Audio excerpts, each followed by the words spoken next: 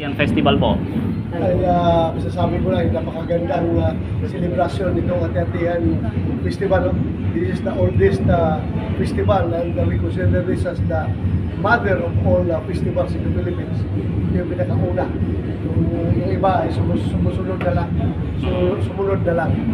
So napakaganda, very colorful, very vibrant, and very happy faces all around, everywhere. Happy yung mga tao. Local man o motorista, ay lahat ay masaya. Okay. Senator from XFM Kalibo, Katropang Claire Tiad. Senator, ano po yung mga magagandang balita na dala niyo po ngayon dito sa probinsya ng Aklan, especially po sa bayan ng Kalibo? Well, ang magandang balita lang na mababalita ko sa inyo is that actually, hirap ako magkaroon ng magandang balita sa panahon ngayon. Pero let us just be optimistic. Positive na tayo. Every day when we wake up, gising natin, say a little prayer at salamat na kay Lord na may tayo at malaya tayo sa panahon na ito. Dahil hindi natin alam what future will bring to us. So yun lang, ang balita ko talaga, wala kung may pagmayabang sa inyo na magandang balita galing kung saan galing, basta yun lang, magsilibrar lang tayo ng pista ni Santo Niño. Dahil actually, yan rin aking Petrosen. Dahil ka-birthday ko yan. Next week, may birthday na ako. Minsan doon nangyayari yung ka-birthdayan ni Santo Niño sa aking birthday. Senator Sharon Moises po from Radyo natin Kalibo. Since malapit na po ang election, are you running again for another senatorial position this coming 2025? Yes, I am running. In fact, I have already filed my candidacy, certificate of candidacy. We are ready to rumble. Ano po yung mga nagawa niyo na sa Senado? Pero pag sa Senado, ang nagawa natin, of course, yung ating mga legislation na naipasa, marami-rami na rin, pero almost among them so yung DAP Modernization Act, na tayo ang author at sponsor, at yung High Quality Act sa PNP, BGMP, Bureau of Fire, Bucor, at maraming pang iba. Basta itong lahat ng mga batas na ito ay patungkol sa mostly doon sa aking hinahawakan ng komitiba na Committee on Public Order and Dangerous Drugs, at saka yung aking hinahawakan sa Vice Chairman yung Committee on National Defense and Security. Doon ako nakapokus. Regarding for that sa ganyan na Senator, kamusta po ang kaso na kinaharap ninyo ngayon? Or I mean, nasangkot po ang inyong pangalan sa kaso ni former Rodrigo Duterte po sa ICC? Walang problema. Nandito lang tayo. Lalaki tayo na pinanindigan yung ating mga ginawa. At lalaki rin tayong haharapin kung ano man yung gusto nilang ipaparap sa atin. Nandito lang tayo. Basta importante yung mga kaso na yan. Alam naman natin ang background yan, yung murot dulo niyan. Lahat yan ay puro paninira. Gusto lang i-demolish tayo dahil meron talagang gustong manatili sa puder. Magpapatuloy. Ayaw nila na makaupo yung dapat makaupo. So, alam natin po, that's part of politics. Senator, Senator, ano po yung masasabi nyo ngayon yung rampant po na ang pagpatay po na harap-harapan, and of course, so, kahit na po sa mga estudyante at saka yung mga rape cases all over the Philippines? Isa lang yung masasabi ko dyan, masyadong niluwagan ng gobyernong ito yung kampanya laban sa illegal na droga. Kasi, finish. Yun lang pala. Kasi kung higpitan mo, upakan mo ng gusto yung problema sa illegal na droga, ay also inuupakan mo na rin yung problema ng kriminalidad. Dahil magkapatid yan kapag tinamaan ang droga, tatamaan din ang kriminalidad. So ngayon, napansin natin maraming krimen, maraming mga heinous crimes, yung rape at pagpatay, mga bata, mayroon pang matanda, meron pang bata, 6 years old, pinutulan ng ulo. Hindi ito mangyayari, hindi ito magagawa ng isang ordinaryong kriminal na hindi under the influence of illegal drugs. Kung gano'n ka kahardi na kriminal, kung gusto mong pumatay, patayin mo lang pero hindi putulan ng ulo. O kaya kung gusto mong mag-rape, hanggang rape ka, hindi mo patayin yung walang kalaban-laban na matanda, di ba? So, ibig sabihin yan, these are all drug-related cases. At in order to address all this is to hit hard on drugs. And you cannot wage a campaign or a war against drugs na treating these people with kid gloves. Kailangan ito ay talagang kamay na bakal. Kamay na bakal. I tell you, I've been there, done that, and experienced everything. Kung magpapadisinte ka dito sa laban sa illegal na droga, tatawanan ka ng mga kriminal na yan. Hindi ka uubra sa kanila, kaya kailangan you give them what is due them. Dapat upakan mo yan sila. Senator, idagdag ko na lang po, dito sa Aklan, pag nag-bypass, yung source po from the gateway, po ba yung kalakaran nakakarating po na distribute po sa buong bansa itong droga galing sa Bilibid po? Yun nga, kaya nga I've been advocating, no? Kahit na hindi makapasa dyan, very controversial na panukalang batas ito. Yung gusto kong maibalik yung death penalty sa mga high-level drug traffickers, high-level drug trafficking. Mahirapan na kita yung makalusot, pero still, kasi alam ko na ito ang pinakasolusyon sa lahat. Talagang ipupus ko pa rin yan. Kung susurtain tayo sa next Congress, na mananalo tayo, ipupus pa rin natin yan na maibalik yung death penalty dahil ako'y naging chief NP, ako'y naging director ng Bureau of Corrections. Isa lang sinasabi ng mga malalaking drug lord doon na kailangan talaga ang death penalty kasi kung walang death penalty, tatawanan tayo. Tingnan mo, look at him, sila. Ikaw na nga nagsabi ng source galing sa loob ng Pilipinas. Dahil yung mga tao na yan sila nagkukuntul sa drug business sa Pilipinas. Kung kinulong mo lang yan, serving life sentence, ay patuloy ka ng negosyo. Pero pag binitay mo yung mga gago na yan, binitay mo yan at namatay na yan, sino pang magpapatuloy ng drug business? Diba? Kaya kailangan talaga ang death penalty sa high-level drug traffickers. Senator, idolo ko na kayo dahil pag pumunod bilang CPNP, parang may coffee drug cartel in Pilipinas. Ngayon, concern natin is mismo sa police station sa Hanay, sa Hanay mga police. Meron tinatawag na parang nataguan. Alam mo yung kano ba yung 6 million ba yun? Na drugs sa parang ginago ng issue ngayon yun eh. Oo. Oo, Yung mishandling daw po ng drugs before. Yes.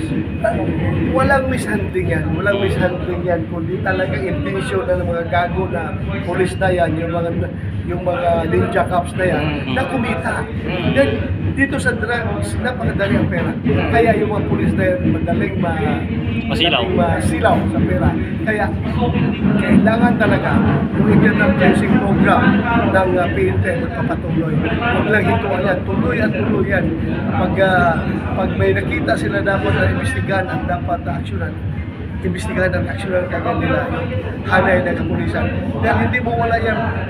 Amerika nga na napakamahal ng napakalaki ng sweldo ng pulis doon, nasisilaw pa nga yung mga pulis doon sa droga. Habas mo tayo. So talagang kailangan ng internal tracing program. Senator, mag-twist tayo ng konti. Kasi alarming yung ginagawa ng China. Yung Chinese monster visa nila, pinasok na nila sa ating economic zone. Hindi kaya parang, tingin ko may tinatanim na ito eh. Tingin ko kaya, Senator. Alam mo, the only way to meet this, yung Chinese aggression is to be defensively credible at ating bansa. Hindi po pwede, kahit anong diplomacy gawin mo dyan, yes, alam natin, diplomacy is yan ang pinaka-effective, proven effective, at talaga the most peaceful way to settle disputes. But if one side is not willing to settle that dispute, so, ano mangyari? Kahit anong legislation, anong batas gawin natin dito sa Senado, kung ayaw nilang, wala mo tayong jurisdiction sa kanila, wala tayong magawa. So, diplomasya. Ayaw na makinig sa diplomasya, despite hundreds of Diplomatic protest. diplomatic protest, wala pa rin silang ginagawa. So ano ang gawin natin? Sige nga, mag-isip kayo. So the only way is to be credible enough when it comes to defense. So, ito ngayon, ito na, I will take this opportunity to tell our kababayans here na mag-ingat kayo sa mga politiko na nagdudubultok. Ang daming politiko dyan na magaling lang magsalita pag sinabing pag merong binubuli na naman yung ating mga Navy, ating mga Coast Guard doon sa West Philippine Sea, meron na tayong naputulan na finger dahil binuli ng mga Chinese. Ang reaksyon kagad ng mga politiko, we condemn to the highest terms this bullying tactics being perpetrated by these Chinese people. So kailangan natin suportahan ang ating armed forces. We have to modernize our armed forces. Pagdating sa budget deliberation, anong ginawa ng mga plastic na yan? Binawasan pa ng 15 billion yung EAP Modernization Fund. So ano ibig sabihin yan? Iba ang sinasabi, iba ang ginagawa. Kaya bantayan yung mga politiko na yan natin because hindi ako galit sa kanila bilang isang senador, bilang isang kapwa na politiko. Kasi lalabas yan na naninirakan tayo, di ba? Pero galit ko sa kanila dahil ako isang Pilipino na ilang beses ko lang binubuhis yung buhay ko in the defense of this country. Ilang beses ko sinusugal yung aking buhay. Tapos ito mga tampalasan ng mga politiko na ito, magaling lang magloko sa ating mga kababayan. Pati nga forces, ginagago lang, niloloko. So kailangan talaga bantayan natin yan. Pagdating sa eleksyon, tingnan niyo mabuti. Isipin niyo yung anong kakabuti ng ating bansa. Isipin niyo yung kinabukasan ng ating bansa. Last question, Senador. Ano ho yung reaksyon nyo sa pag-file ng disbursement para laban kay former President Duterte? We are a democratic country. Anyone, they have their own free will to do everything they want as long as it's within the bounds of the law. So that is the processes na available dito sa ating bansa. Yung pag-file ng disbursement case sa isang tao na tingin mo hindi na karapat-dapat na maging lawyer, tanungin nyo, what is the background of all these things? Di ba ito politika lang rin? So wala rin yan. Wala rin yan mapuntahan yung disbursement case na yan. Wala rin. Sir, sa akin po, so, sir, nung kakapanalong bilang senador, parang minamaliit po dahil ikaw kasi sabi mo sa interview, kung mag-aaral ako ng legislation. Ngayon po na ilang taon na po kayong senador, ano na po ang mga natutunan mo bilang senador? Well, hindi lang ako kailangan magyabang, no? Grabe naman siguro kung kabubo ko after 6 years, wala pa rin akong natutunan, di ba? Hindi naman siguro kung ganun ka sa Tagalog sa ilong manol. Hindi naman siguro kung ganun ka manol. After 6 years, marami na akong natutunan. So kung sino man nagsasabi dyan na wala akong alam, then that's their opinion.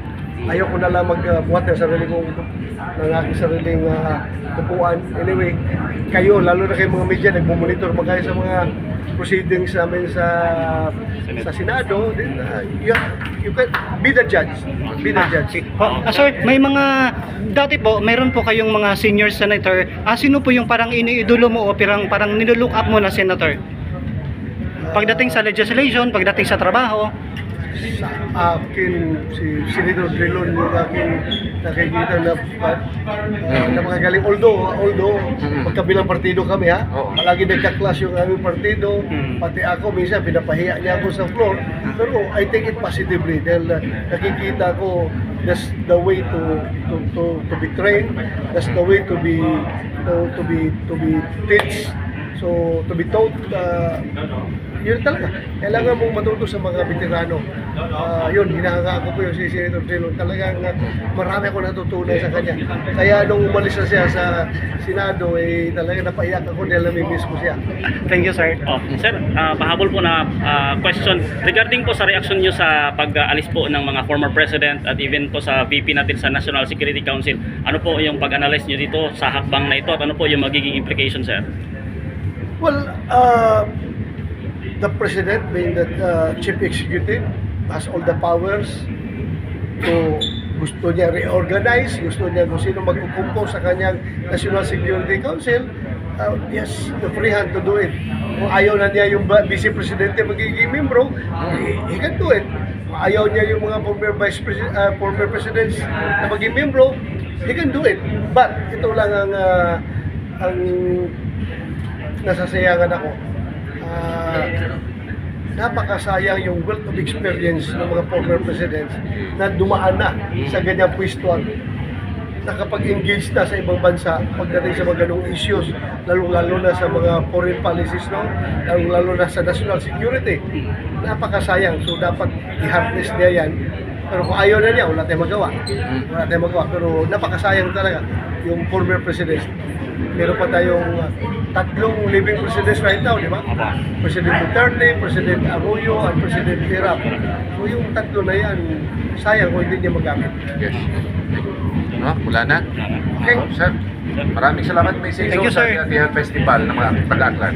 Sa ating mga kababayan dito sa Aklan, ako po'y bumabati sa inyo Viva, Senyor Santo Niño, at let us all enjoy itong ating selebrasyon sa ati-atihan, particularly in honor of Santo Niño. At kayo mismo, kailangan alagaan ninyo yung mga Santo Niño sa inyong kanya-kanya mga pamilya, yung ating mga anak, mga Santo Niño natin, mga anak natin, bantayan natin na hindi ito mapupunta sa droga.